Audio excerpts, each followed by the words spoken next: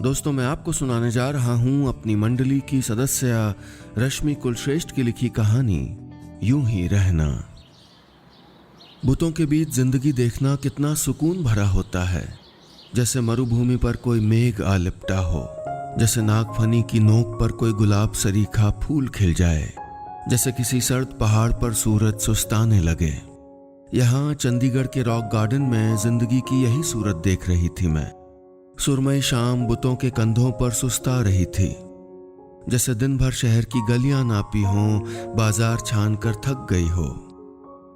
मामा आओ ना, तभी रिया की आवाज ने मुझको टोका। उन्हीं पुतलों की तीसरी कतार में मेरी बेटी रिया खड़ी थी, हूबहू उनके जैसी पोज बनाकर। लॉन्ग स्कर्ट ऊंची खोंसकर सर पे स्टोल लपेटा हुआ था उसने। वहीं किनारे से घुंघराले बालों की एक लट निकलकर बार बार उसके कानों में गुदगुदी कर रही थी। लेकिन मजाल की वो जरा भी हिली हो। फोटो खिंचवाना था भाई, और वो भी सात्विक से। सात्विक, ये जो 17-18 साल का लड़का कैमरा लिए खड़ा था ना, वो उसका दोस्त था।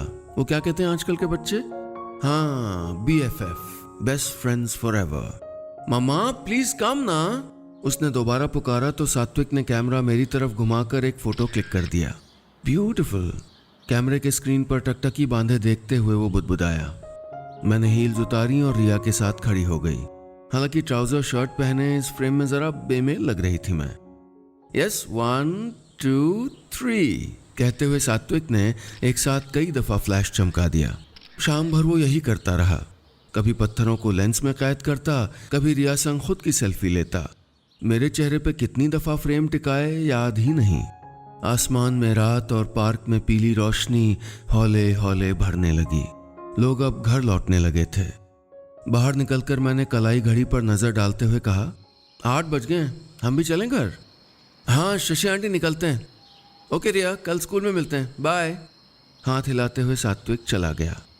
रिया उसे देखती रही दूर तक। वो रोशनी के झुरमुट में गायब हो रहा था और रिया उसमें। थोड़ी देर बाद उसे कॉल कर लेना घर पहुंचा कि नहीं। ये कहते हुए मैंने कार स्टार्ट कर दी। ठीक है, वो सीट बेल्ट लगाते हुए बोली और बाहर निहारने लगी। अचानक से कुछ उलझी लग रही थी मुझे। पक्का उसे कुछ बताना होगा, वरना यूं चुप तो वो बहुत कम ही रहती थी। कोई नहीं, 10 सालों से अकेले पालकर उसे इतना तो जान ही गई थी मैं। जरा देर उलझेगी, फिर जो मन में उबल रहा होगा मुझको बता देगी। जैसे मैथ्स में कम नंबर की बात बताई थी, सोने की बालियां गुम होना, क्लासमेट को डांट पड़वाने का सच बताया था। थोड़ी देर बाद साइड मिरर से धूल साफ करते हुए उसने पूछा, आपको सात्विक कैसा लगता है मम्मा? लेफ्ट इंडिकेटर देते हुए मैंने कहा, अच्छा लगता है मुझे भी, कहकर वो अपनी ही उंगलियां उलझाने लगी। फिर बालों की लट खींच कर उसकी नोक उमेटते हुए बोली, उसके पास रहना, उसकी बातें सुनना और उसे ताकना अच्छा लगता है। ये सब क्या है माँ? Is it love? उसके सवाल में एहसास कितनी गहराई लिए हुए थे ये मैं नहीं माप पाई। हाँ, लेकिन तासीर पहचान गई। वो वैसी ही थी, पहाड़ी रातों में जलते मध्यम अलाव जैसी, सौंधी सौंधी। उम्र के कच्चे किनारों पर बैठा एहसास प्यार हो, ये जरूरी तो नहीं। रात भर मेरी बाह का तकिया बनाए उस पर सर टिकाए लेटी रिया सात्विक की बातें करती रही। उसका अच्छा दिल, उसकी शरारतें, उसका भरोसा, सब कुछ। जब भी खुद को यकीन दिलाने के लिए वो पूछती, वो अच्छा है ना मम्मा, तो मैं जवाब में हामी भर देती। अच्छा लगता है जब कोई कहे कि तुम्हारा चुना हुआ इंसान भला है, भरोसेमंद है। सात्विक था भी अच्छा। रिया के साथ उसका रहना मुझे कभी अखरा नहीं। कहीं घूमने जाने के लिए रिया पूछती तो वो फौरन चल देता। ट्यूशन से लौटते वक्त रिया के संग अक्सर घर चला आता। आज भी वो और रिया ड्राइंग रूम में ही बैठे थे। मैं रसोई में चॉकलेट शेक बना रही थी। मिक्सर बंद करके मैंने शेक ग्लासों में पलटा और आइसक्रीम के स्कूप डालकर वहीं ले आई। अरे इतनी फॉर्मेलिटी क्यों करती हैं आंटी, यहाँ बैठिए ना हमारे संग, कहते हुए उसने मेरे हाथों से ट्रे लेकर मेज पे रख दी। मैंने वहीं सामने बैठते हुए कहा, तुम्हारा ये एक्स्ट्रा आइसक्रीम वाला है। रिया बताती रहती मुझे कि तुमको क्या पसंद है क्या नहीं।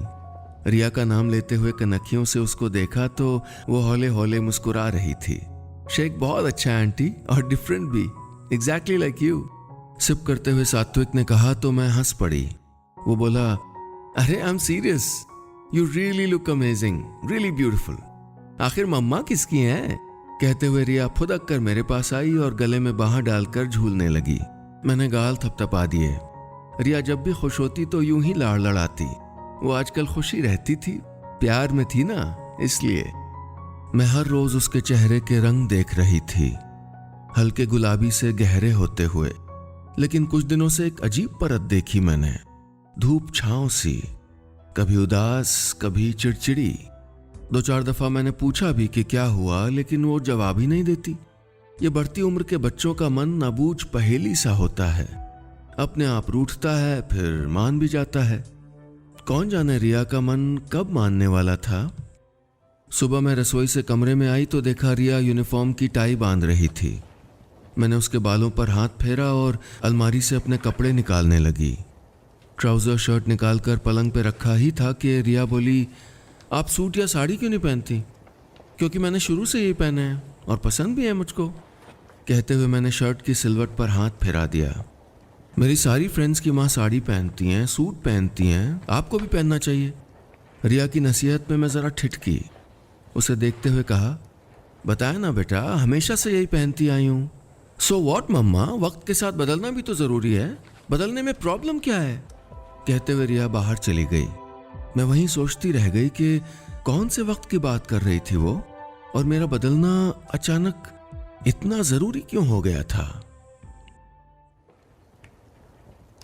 रिया के उस कमरे से चले जाने के बाद जो मैंने महसूस किया वो कितना तकलीफ देह था, जैसे आंखों में किसी ने बजरियां झोंक दी हों, सांस की नली में सैकड़ों बबूल के कांटे उगाए हों। जाने कितनी देर मैं यूं ही पलंग पे हथेलियां दबाए बैठी रही, सुनती रही रिया का पांव पटकते हुए बाहर निकल जाना। जब भी कलीग्स अपने बच्चों के रूखे बर्ताव की बात करते थे तो मैं नाज से कहती थी कि मेरी रिया ऐसी नहीं है। वो दिन भर मेरा चेहरा देखती रहती है कि मैं कहीं दुखी तो नहीं हूं। अब शायद मैं ऐसा नहीं कह पाऊंगी। शाम को ऑफिस से निकलकर मैं सेक्टर 17 वाली मार्केट में चली आई।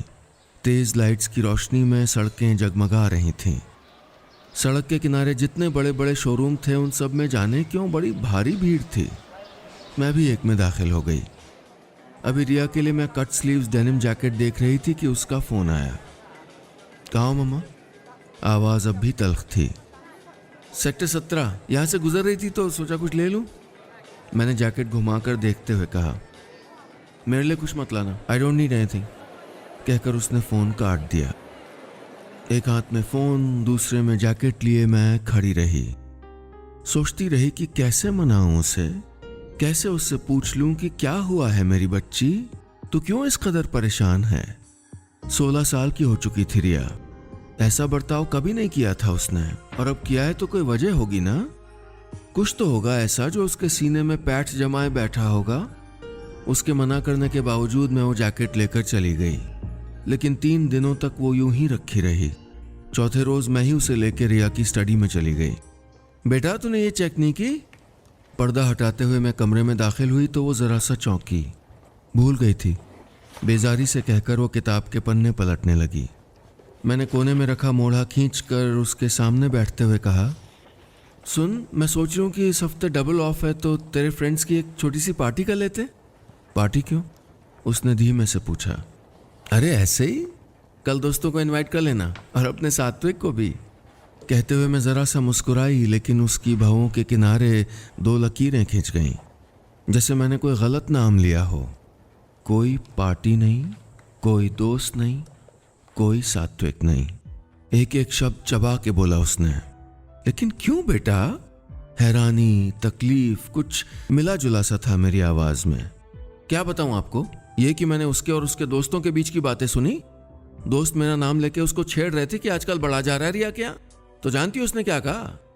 आंखें भींचकर एक गहरी सांस भरते हुए उसने कहा, मम्मा सात्विक यहाँ आपके लिए आता था। उसे आपकी आवाज, आपका चेहरा, आपका स्टाइल पसंद है। He has a crush on you. कहकर उसने एक सिसकी भरी तो लगा जैसे मेरी सांस अटक गई हो। सीने पर गिरा कोई बर्फ का टुकड़ा तेजी से पिघल रहा हो। धड़कनें सुन्न हो रही हों।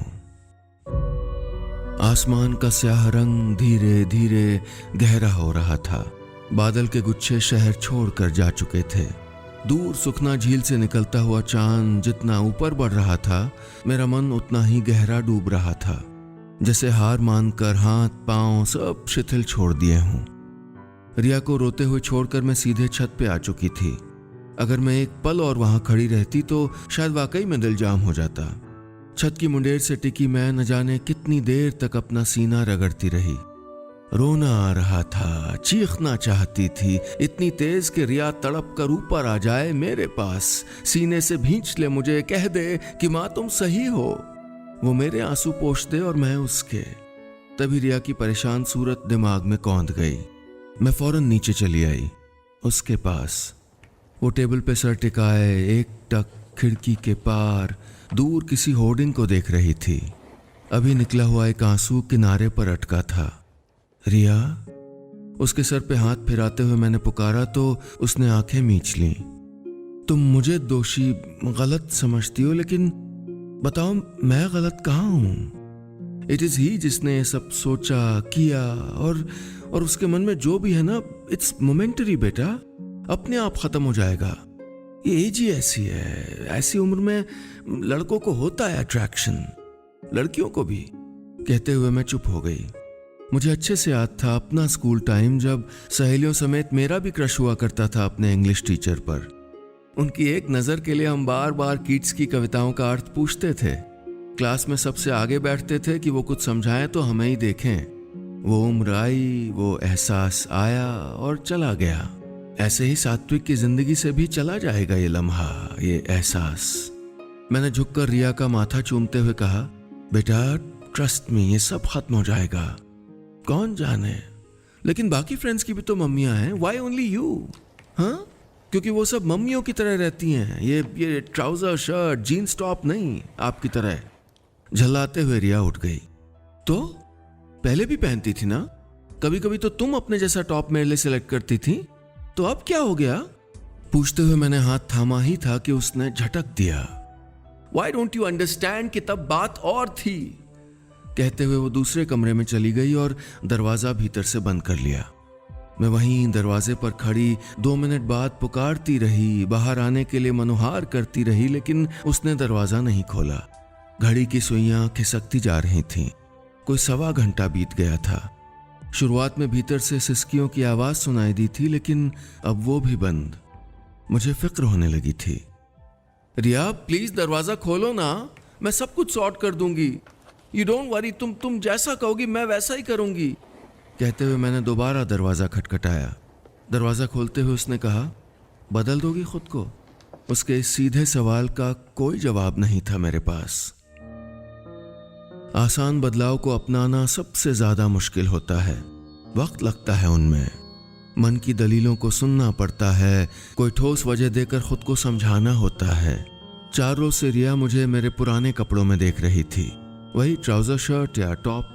कुछ कहती नहीं, बस एक बार कंधे से एड़ी तक देखते हुए चली जाती।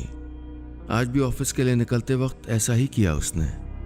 अपनी डेस्क पर बैठी पिछले 40 मिनट से मैं ऑनलाइन कपड़ों की साइट्स खंगाल रही थी।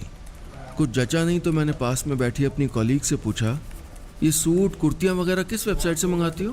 पहले 2 मिनट रुककर वो मुझको देखते हुए बोली, किसके लिए मंगाना है? अपने लिए। मैंने कहा तो वो उठकर आ गई और इंटरनेट पे वेबसाइट खोलते हुए बोली, तुम्हें इन सब का शौक कब से लग गया? तुम्हारी बेटी तो इतनी कूल है, वरना बच्चों को तो अपनी माँ से ही कॉम्प्लेक्स हो जाता है। अरे ऐसा नहीं होता, मैंने उसे खारिज किया। सच में शशि, बच्चों को होता है कॉम्प्लेक्स, खासकर तब जब माँ तेरे जैसी स्मार्ट हो और बेटी की हम उम्र नजर आए। अच्छा तो अपनी बेटी से ही पूछना। कह के वो चली गई। स्क्रीन पर खुला वो चटखीला सूट आंखों में चुभने लगा। माँ की सूरत जहन में उभरने लगी। ढीला सा सूट, बड़ी सी बिंदी, कलाई भर चूड़ियां। अपने 15वें जन्मदिन पर मैंने माँ से अपने लिए सूट खरीदने की जिद की थी, तो उन्होंने मना किया था कि मैं उनके जैसे कपड़े ना पहनूं, वरना हम दोनों हम उम्र लगेंगे। ये उम्र का अंतर दिखना कितना जरूरी होता है समझती थी माँ, और मैं नहीं समझ पाई, नहीं जान पाई कि वक्त के साथ मेरे और रिया के बीच का अंतर मिट रहा था, रेतीली जमीन पर खींची लकीर की तरह। शाम को अपने कमरे में पुराने ब्रीफकेस खोले बैठी थी मैं। पलंग पर पुराने सूट फैले पड़े थे, रंग उतरे, उधड़ी कढ़ाइयों के पुरानी स्टाइल वाले सूट। मैंने भी एक पुराना पटियाला सूट पहना था। ये क्या कर रही हो? तभी रिया ने कमरे में आते हुए पूछा तो मुझे देखकर 2 पल ठिठक गई। कपड़े निकाल रही हूँ, कुर्ती का खिसकता कंधा संभालते हुए मैंने कहा और खाली बैग में सारी जीन्स पैंट डालने लगी। मैं अलमारी में बाकी रह गए कपड़े खींचने के लिए उचकी के सलवार के पांचे में पाँव हिलक गया और मैं ज़रा डगमगा गई। रिया मेरी ओर लपकी। संभल कर ना। गिरे कपड़े वापस अलमारी में रखते हुए बोली, अच्छा नहीं लग रहा। क्या बेटा? मैंने पूछा। ये सूट ये आप पे जंच नहीं रहा है, उसने अलमारी में रखे मेरे कपड़ों को छूते हुए कहा। मैं उसकी रुक रुक कर चलती उंगलियां देखती रही। वो कुछ देर बाद मेरी ओर पलट कर बोली, ट्यूशन और स्कूल का लास्ट वीक है ये। सात्विक आज पूछ रहा था कि मैं उससे बात क्यों नहीं करती। तुमने क्या कहा? पूछते हुए मैं उसके पास आ गई। समझ ही नहीं आया कि क्या कहूँ, अपनी बात बताऊँ या जो कहते सुना वो पूछ लूँ। कहते हुए वो चुप हो गई। कुछ मत कहो, कभी कभी चुप रह जाना सब आसान कर देता है बेटा। कहते हुए मैंने उसको कंधे से लगा लिया। सच में मम्मा? उसकी कपकपाती आवाज मेरे कानों पर बैठ गई। ट्रस्ट मी बेटा। कहते हुए मैंने एक थपकी उसकी पीठ पर धरी तो वो जरा और चिपक गई मुझसे, जैसे बचपन में कहीं से लौट कर चिपकती थी। आज भी वो लौटती हुई लगी मुझे, बहुत दूर से लौटती हुई। इंसान की नीयत भी अजीब है। जिस बात पे भरोसा करना चाहता है उसी पे शक करता है, और जब शक पक्का होने लगे तो घबरा के भागता है। मुझे भी समझ नहीं आ रहा था कि रिया को जो भरोसा दिलाया वो सही था क्या? चुप रहने से सब कुछ ठीक हो जाएगा ना? शाम को दफ्तर से घर के लिए निकल ही रही थी कि रिया का मैसेज आया, मामा आज एक फ्रेंड पार्टी ऑर्गेनाइज कर रहा है, चली जाऊं? जवाब में मैंने फौरन हाँ लिख दिया। अगला मैसेज फिर आया, सात्विक घर आना चाहता है, क्या कहूँ? ले आओ। ये 2 शब्द भेजने में मुझे वक्त लगा। कुछ चीज़ें स्वीकारने में समय लगता है। रिया को ये सवाल मुझसे पूछने में भी लगा होगा। उसने भी सोचा होगा कि कैसे पूछूं, अगर मैंने मना कर दिया तो? शाम की हल्की रोशनी रोशनदान के भीतर रसोई के स्लैब पर पड़ रही थी। मैं सात्विक और रिया के लिए लाइम सोडा बना रही थी। अभी बर्फ के टुकड़े ग्लास में डाले ही थे कि रिया वहां आ गई। मम्मा मैं रेडी होने जा रही हूँ, सात्विक वहाँ है, आप देख लेना। कहते हुए उसने एक ग्लास उठाया और चली गई। दूसरा ग्लास लेकर मैं बाहर सात्विक के पास चली आई। लाइम सोडा उसके सामने रखते हुए वहीं बैठ गई। एक नज़र मेरी ओर देखते हुए बोला, अच्छी लग रही हैं आप। थैंक यू कहते हुए मैं मन ही मन मुस्कुरा उठी। गुजले हुए सूट, तेल मसाले के डिब्बे लगे एप्रन में भी अच्छी लग रही थी मैं उसे। और आगे कॉलेज के लिए कहाँ जाओगे? मैंने पूछा। शायद बाहर चला जाऊं। रिया क्या करेगी? बाहर जाएगी? उसने पूछा तो मैंने पलट कर जिस कमरे में रिया गई थी उसी का दरवाज़ा देखते हुए कहा, इसे यहीं रखूंगी अपने साथ, फिर तो मैं भी यहीं रहूंगा, इसके बिना तो मेरा गुजारा ना होगा। कहते हुए वो भी उधर देखने लगा। इंतजार करने लगा दरवाज़ा खुलने का, रिया के बाहर आने का। थोड़ी देर में दरवाज़ा खुला, रिया बाहर आई और सात्विक और मैं दोनों उसे देखते रह गए। गुलाबी सूट जो दिवाली पर लिया था वो पहना था उसने, कानों में छोटी झुमकियां। घर में बिंदी तो थी नहीं, इसलिए उसने काजल से बिंदी लगा ली थी। लुकिंग वेरी ब्यूटीफुल रिया। वैसे तो रोज लगती थी लेकिन आज कुछ ज्यादा। सात्विक ने कहा तो रिया थैंक यू कहते हुए मेरी तरफ देखने लगी, जैसे उसके कॉम्प्लीमेंट की गवाही मांग रही हो। मैंने उसको देखकर आंखें झपका दी। सात्विक आज तो माँ बेटी की एक फोटो बनती है, मैंने कहा तो उसने फौरन मोबाइल से हमारी तस्वीर ले ली। मैं उस फोटो को बहुत देर तक देखती रही। थोड़ी देर बाद सामने देखा, सात्विक उसके घुंघराले बालों को क्लिप में अटकाने की कोशिश कर रहा था। रिया उसे बता रही थी, तुम्हें जाना नहीं है क्या? मैंने कहा तो दोनों बाय कह के दरवाजे की तरफ दौड़े। रिया 4 कदम बाद ही वापस आई और मुझको कस के गले से लगा लिया। मैं कुछ सोचती समझती के कानों में, सॉरी मामा, आप कभी मत बदलना, फुसफुसा के चली गई। बस इतनी सी थी ये कहानी।